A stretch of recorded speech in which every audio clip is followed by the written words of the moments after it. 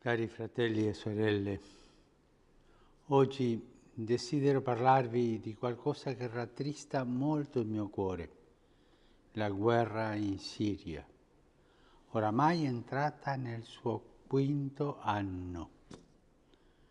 È una situazione di indicibile sofferenza di cui è vittima il popolo siriano, costretto a sopravvivere sotto le bombe o a trovare vie di fughe verso altri paesi o zone della Siria meno dilaniate dalla guerra, lasciare le loro case, tutto.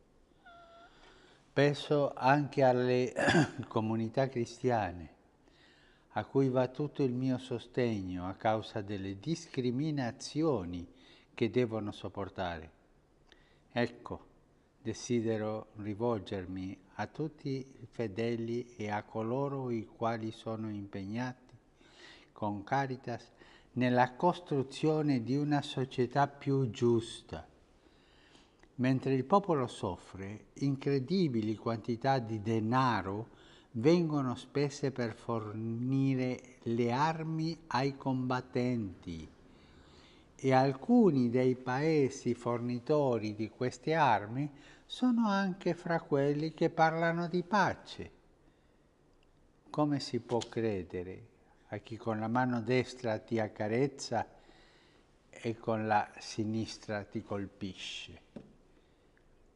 Incoraggio tutti, adulti e giovani, a vivere con entusiasmo quest'anno della misericordia per vincere l'indifferenza e proclamare con forza che la pace in Siria è possibile. La pace in Siria è possibile. Per questo siamo chiamati a incarnare questa parola di Dio. Io infatti conosco i progetti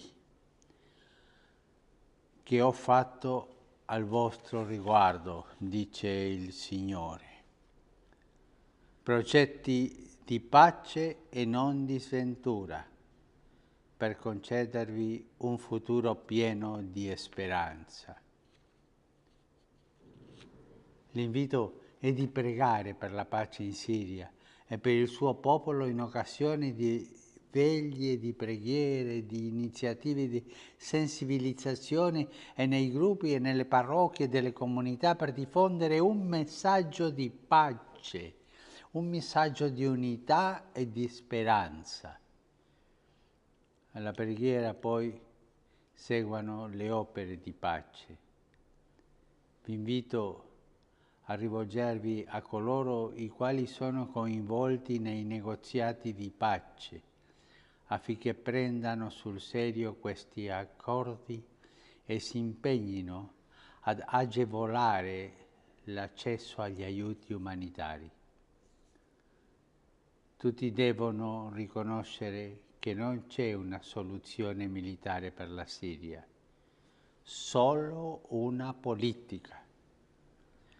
La comunità internazionale deve pertanto sostenere i colloqui di pace verso la costruzione di un governo di unità nazionale.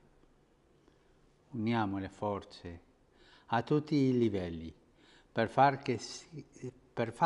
sì che la pace nell'amata Siria sia possibile.